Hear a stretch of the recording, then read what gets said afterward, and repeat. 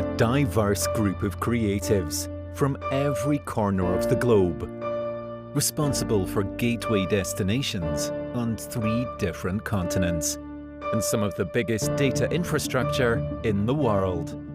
Our designs are visited by millions daily, creating environments where children learn and businesses thrive. Our buildings are a destination for health and wellness. We're researchers and futurists, curious and creative, passionate and dedicated.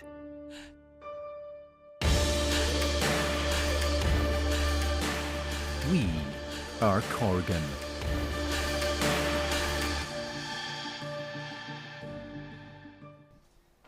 Good evening, afternoon, morning, wherever you are. I'm Francis Walker, and we are live at Corgan's London studio. As part of Climate Action Week, today we will be quantifying the human, social, and environmental impact of good design. And we've put together a fantastic panel today for conversation. I'd like to introduce Joyce Chan-Schoof to my right, who is a PhD researcher and Head of Programme Requirements at the UK Parliament, Restoration. Next to Joyce, we have Federico Montella, Executive Director and Head of ESG and Sustainability at Lambert Smith Hampton. And on the far end of the panel, we have Varun Kohli, Corgan's very own Principal and Director of Sustainability and founder of our Echo Studio. So, great to have you all here. Looking forward to the conversation. What we're going to do is, each of the panel members is going to give a quick 5-minute presentation on a particular topic relating to social values, and then we'll have a bit of a chit-chat. Sound good? Great. I'll try to keep it in 5 minutes. Yeah. Joyce, you get the short straw, so you're up first. All right. Okay, I'll go first. So I thought we were going to talk about valuing good design today, but actually, to start with, I think in our industry, we constantly undervaluing our good design. So this is really topical today, really looking at how we can quantify and really celebrate the benefits of good design. So yeah, I am Joyce Chan-Schoof. I have 2 hats. So I'm an action researcher, which means that what I'm trying to do is to put research into practice.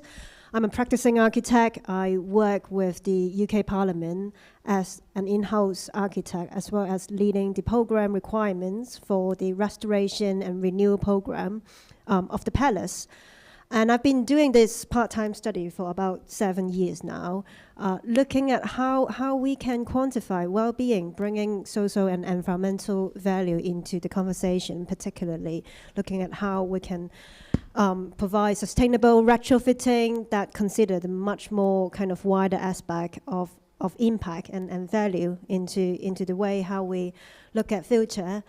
And I hope the audience who are joining, wherever you are, you don't need convincing about our future climate crisis. Every 1 cm of sea levels increases, 1 million of people have to evacuate globally. So it is really not just a climate crisis. It's really about system change. It's the climate change is also about our social system.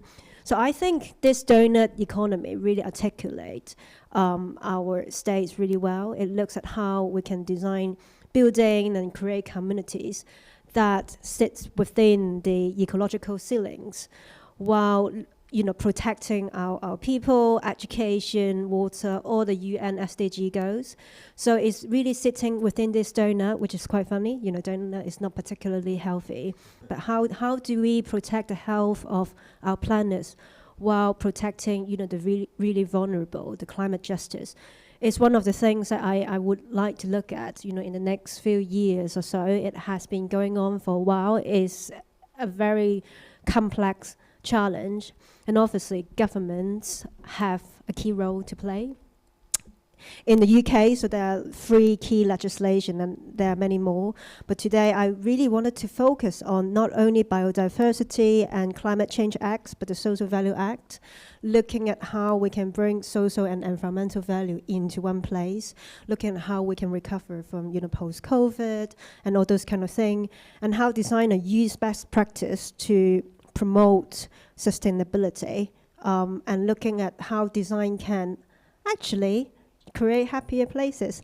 So the Social Value Act, created by the UK Parliament back in 2012, and this act requires us to commission at least 10% of our procurement that should goes into the social, economic, and environmental well-being.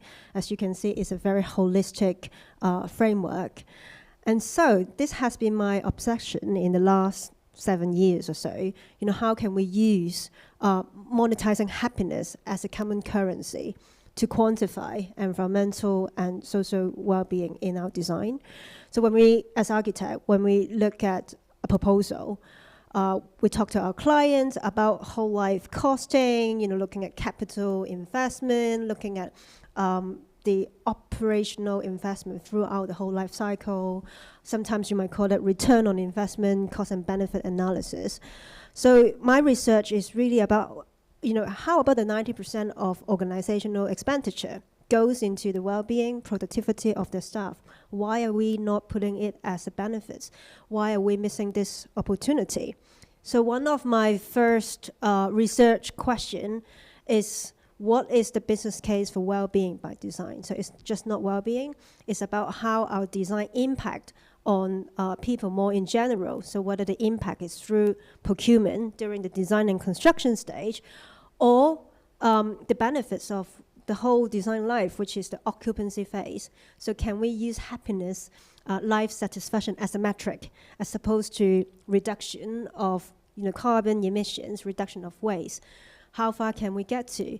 How much more we should really try to quantify? So I collaborate with PLP Architects, Ben Home, which is a biophilic design specialist, sponsored by the British research offices, 3 years ago. So we produced a case study to look at how different scenarios will bring about happiness of occupants and how we can monetize that. So we use a baseline, an immersive scenario, typical scenario to simulate different impact of design. It's a little laboratory. We start with a very much quantitative approach to really quantify every element in the room, from the design, from the visual impact, audio impact, and thermal impact. We even went on to measure brainwave, heart rate, like physiological changes of people. We thought we will find a direct link of emotion to a business case, quantifying that and then monetizing it. And after 2 years, actually, we found that, asking people, looking at the qualitative aspect is as important as the measurable. So we applied the social value methodology to link the post-occupancy evaluation questionnaire into a set of monetized values. So we convert those figures into some happiness metric. So what is really interesting is that we found a 2 biophilic scenario proven to be, at least 1.3 to 1.6 times better value per year compared to the baseline by continuously measuring that. And I think it's not just about monetizing, but it's also about, getting to know the reduction, the improvement of emotion at the same time. So building a really, really rich post-occupancy picture in order to build a business case. And I think the key is really looking at how the design elements impact on people's emotion, the way how they work, how they talk to each other.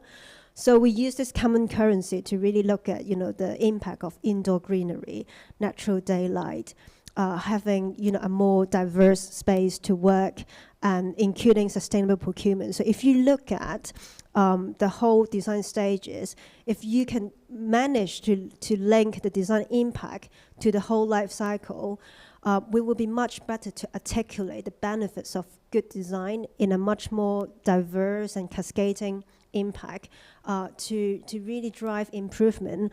And I think the problem with our architectural design is we come into too late into making a good business case. We often get a very bad brief. And so I'm hoping that by using this as a way to encourage client bodies to be, really looking at creating positive spaces for people, that makes business sense. And I'm going to end my slides with a definition. I think it is increasingly more confusing about what is social value, what is the value of, well-being, social impact. So for me, the definition of a good, value, well-being value definition is about looking at the net benefits. So you need to look at what you actually bring on the table above and beyond what you're doing anyway. So it is outcome driven. So you need to look at really go back to measure the building, which is not the thing that we do very well in the UK. It's context dependent, so you can't apply the UK scenario or city scenario into a suburban. So we need to look at actually, a very specific context, and it's time bounded. So the way how we use building has a time limit as well. So all those kind of things should take into consideration so that we have a credible way, a consistent way of capturing benefits. So that's what I did. Thank you, Joyce. Thank you. I think we'll get to the Q&A, but I think the idea of how things change over time and how things change in terms of their specific uses is really the next stages of that. But I'd like to move on to Federico and share your slides, Federico. Yeah. So my name is Federico Montella. I just wanted you to just to give you a few coordinates about Lambeth Smith Hampton and what we do as a team as well. So we are property consultant. We have three main arms of the company. One very much dedicated to property management, commercial and residential. We've got a consultancy arm with teams such as lease advisory, building consultancy, big planning regeneration infrastructure team, evaluations and so on.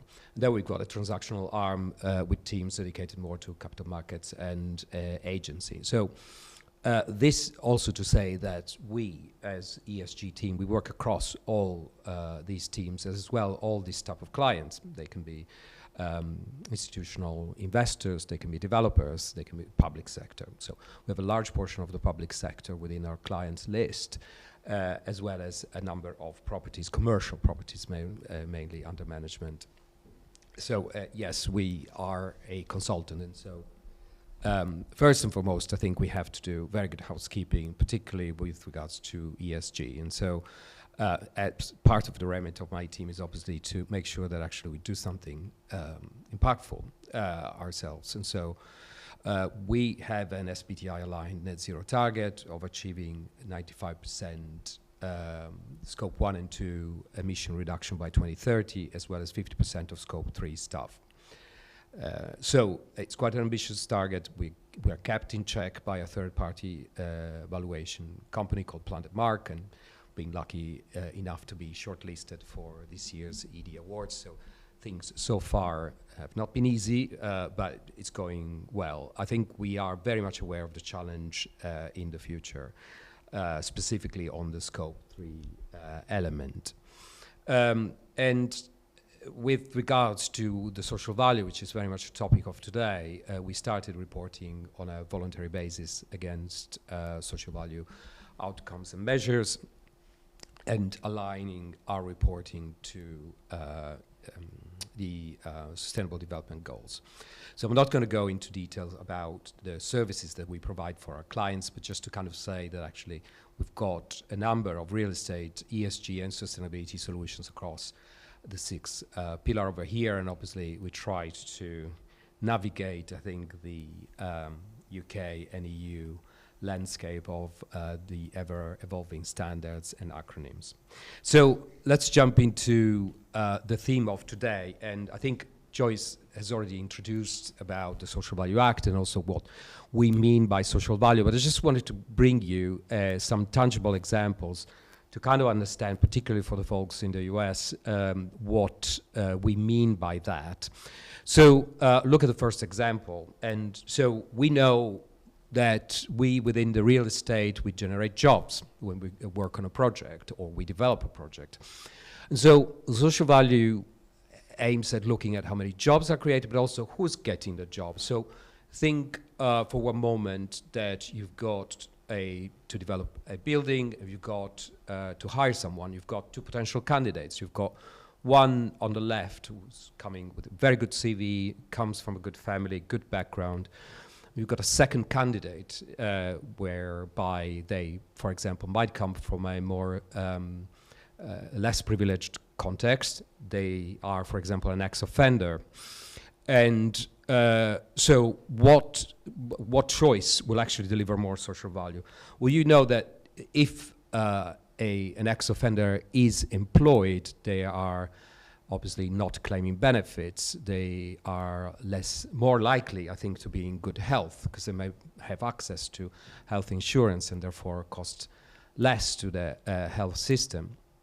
And they are also less likely to reoffend. They might be more integrated with society and their communities. And so less cost to the criminal justice system. So you've got a few elements, I think, that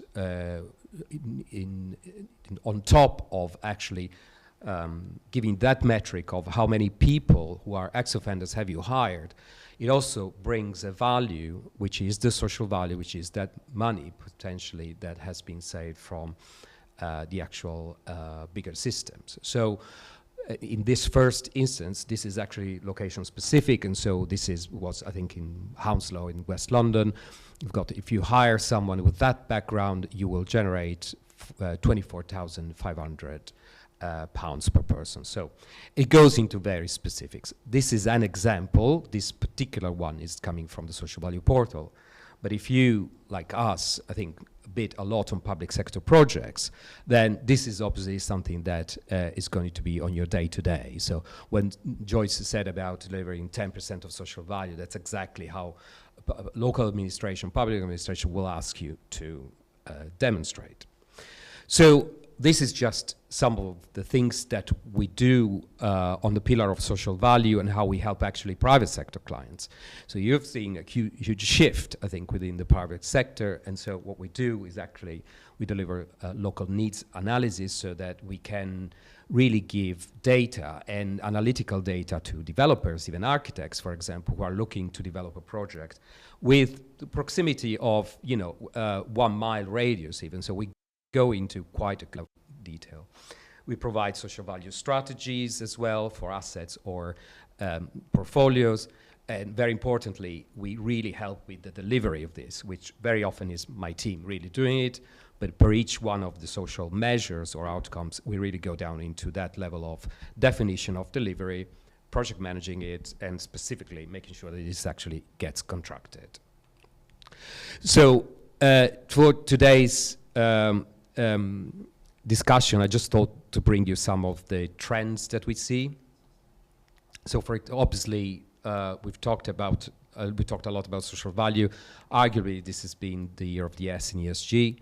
And I think just to kind of give you an idea of what's happening within public sector clients, social value has become really essential if you want to get central government procured contracts. The social value scoring has increased dramatically, even just in the last 6 months. We're now seeing that 10% that Joyce was mentioning all the way up to 20%, but we have also seen or heard of 25%, so literally quite a lot. If you're going for a £5 million project, you will need to demonstrate then how much you're delivering £1 million of social and local economic value. We're seeing introduction of pass or fail clauses. There is talks about having a red mark for organizations that fail to deliver. So there is absolute scrutiny. There certainly are penalties as well for these organizations. So, I mean, it really is moving towards being much more closely monitored. But interestingly, as I was saying, the private sector now is starting to adopt what the public sector has really pioneered, and which is very interesting, I think. And obviously now we're seeing not just companies that need to demonstrate ESG credentials, but long-term investors and institutional investors really wanting to generate a social return on investment. And so here's the thing about monetization. We were mentioning before, you can check that, or at least have a sort of a common knowledge. And in the context of the 46% of global investors finding it very difficult, according to Deloitte at least, to demonstrate the S in ESG, this has been a huge revolution in the UK. There's talks about social value leasing. I won't talk too much about this, but also, you know, there's a very much a difference between the private sector clients that we've seen. The last point, I just make a sort of note about valuations and our lenders' clients. There are still, I think there's still a long distance to go there, whereby in valuations, some elements of the ESG are taken into consideration, but definitely it is a long way to go from a social value perspective. And to finish, I think my conversation, I just want to say that according to some statistics, 2% of the public has faith in developers.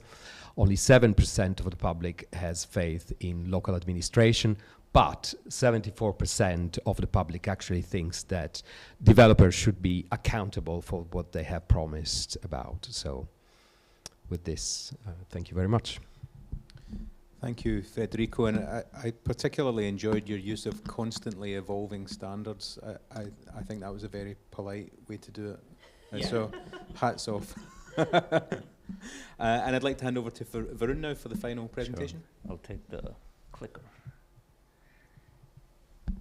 All right. Thanks for setting that stage, guys. I think Joyce and Federico have kind of explained this really important aspect that's developing and growing, as Federico explained, in the UK. I'm going to try to shift gears a little bit. I'll introduce our Corgan Echo Studio that recently started. And then I'm going to kind of pivot and talk about how some of these quantifications might be happening in the United States. They're obviously not as cohesively organized at the federal level, at least to my knowledge, and more importantly, you know, quantified in a monetary way. But there are plenty of programs in the United States and beyond from both federal and local regional levels. So let me start with an introduction to Corgan Echo. We are a sort of a studio that was formalized last year, focused on sustainability. Our primary role really is to ensure that all of Corgan's projects are you know, delivering high-quality sustainability projects. Everything from environmental, social, economic sustainability are topics that we get into, and I'll speak a little bit more about that. But obviously, we're very much interested in the social sides as well. Some of the things similar to Federico, your team, as you were talking about the topics or you know your deliverables that you do. We focus on a number of things. Is that better? Perfect. Okay. So we, you know, apart from supporting our design teams, we also have a consulting role that we play with our clients, everything from sustainability and climate consulting, not getting into all of those details. And, you know, when we speak of sustainability, it is a big topic. Everything from, again, social, economic, and if we talk about people's health and well-being and social impact, and on the other side, energy and carbon, or dealing with climate change and resiliency. It's a vast topic, and so we like to put a bit of a framework around it and address it in a way that makes sense internally and externally with our clients. Also, one thing to point out in this diagram on the right is that everything and anything that we do, there is a relationship between you know, the human scale all the way out to the global scale. And that relationship is important to understand because often we forget that even the smallest things that we do in our projects have a global impact. So always trying to keep that in mind. In terms of social impact, I know we've been discussing a little bit about the difference between social impact and social value. But just in terms of the designing process, when we look at our framework, almost everything that we're looking at has a direct relationship with social impact.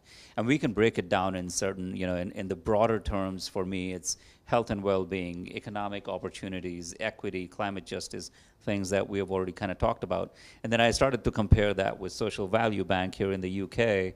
And, you know, it's much more, you know, kind of detailed and a little more nuanced, but it is kind of covering the same aspects that we talk about in our project. So, I mean, I really credit this for, you know, taking this to so much a deeper level in the United Kingdom, and I'm sure we're going to start seeing some of this in US as well soon.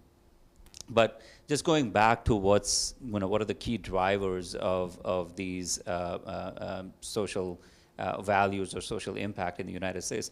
There are things happening at the state level. I put down community solar incentives, ignore that because there's a lot more that happens at state levels, and I'm speaking more in New York context, but otherwise as well. From the federal level, we're seeing, you know, through the IRA, the Inflation Reduction Act, there are many incentives, and there are bonus incentives when you're dealing with low-income communities and equity issues. There's regulations that are happening at city, state, and federal level that are starting to come into play. But like I said, we haven't seen a program which begins to quantify that to the level and then, you know, monetizing it.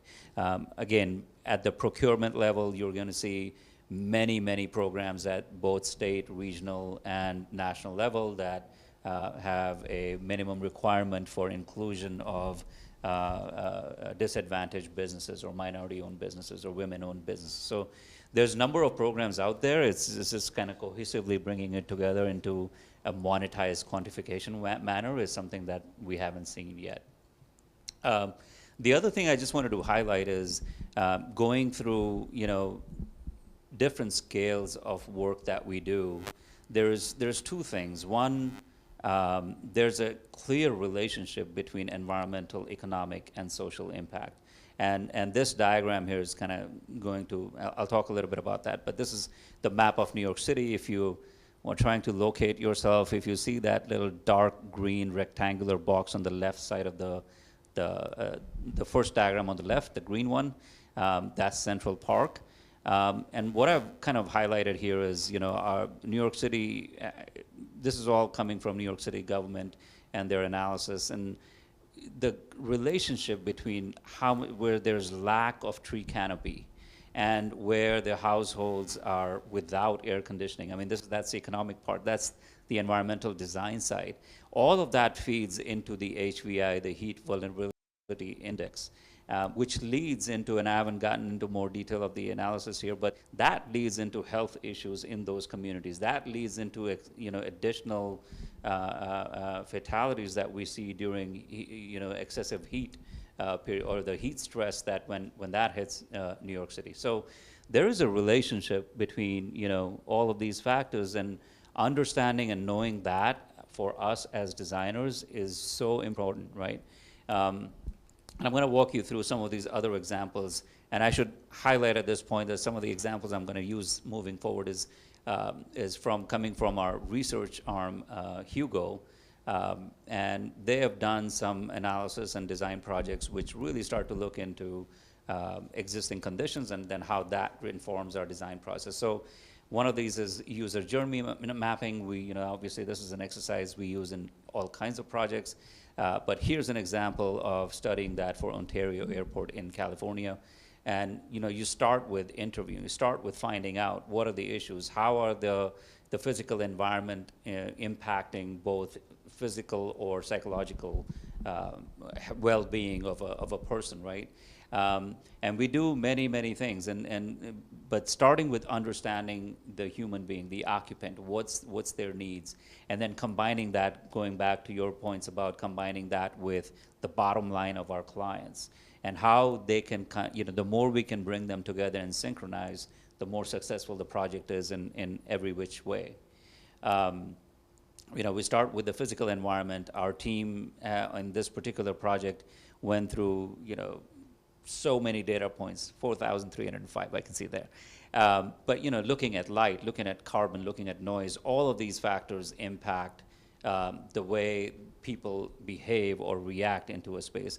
And I'm starting to, you know, I from the city scale, but this is more of a public space. So this data collection process is equally important when we're trying to address some of this health and well-being and just, you know, mental well-being of people going through these spaces. Visual is so important in a place like airport. Understanding, knowing where you are, being able to see signs or being able to see or locate yourself, it helps you calm yourself down in a space like when you're trying to get to an airport or to an airplane. All of those factors help us design better. And then last but not least, I wanted to kind of point out on the airport situation is it's not even just the physical space that we design. We need to start getting into the programs, the way the spaces are operated, right? And this is an example of, you know, bringing people in wheelchairs, and how do you situate them? How do you locate them? What location are they sitting in? Sometimes they're not feeling comfortable when you're not positioning them in the right manner, right? So it's a combination of designing the right spaces, but also designing the right programs and training the people who help these people to be situated in the right way. So there's a lot that goes into all of this. The last example I'm going to show is, again, from Hugo, that we collaborated with them on, was a competition to design a community made out of 3D printed concrete. And this was a project that we situated in Austin, Texas. And the team did a really amazing job of kind of researching and looking. Again, the point being, understanding context is so important to identify the right solutions for that social fabric, for that community. So identifying where is the biggest need in that city was important. Interviewing all kinds of community members to see what is the demographic that we're dealing with. Again, doing our homework and understanding what's important. And we ended up picking single moms as the occupant of this development, and kind of homed in and focused on what their needs are and how we would design something that's really catered to their day-to-day needs. And again, bringing this sort of a global concept down to a personal level. One of the respondents told us that, I don't want to have to choose between paying my energy bills and buying groceries. That relationship between performance of a building, design of a facility, and down to a personal human dignity is so important. And that's what I was talking about when I was saying, there's a relationship between global and local down to the personal level. And for that reason, when we designed this house and made sure that it was, super high performance, that we were conserving not only energy but water, and that, of course we're looking at embodied carbon, but at the same time we're ensuring that the energy bills are as low as they can possibly be. It's not simply because we're trying to save the environment, it's helping that one person or that community, and that linkage is so important to understand. So I will end there, and we can move on to our chat. Well, thank you, everyone. That was really interesting and varied presentations, putting different lenses, I think, on kind of the same challenge of where we are and how can we do it better.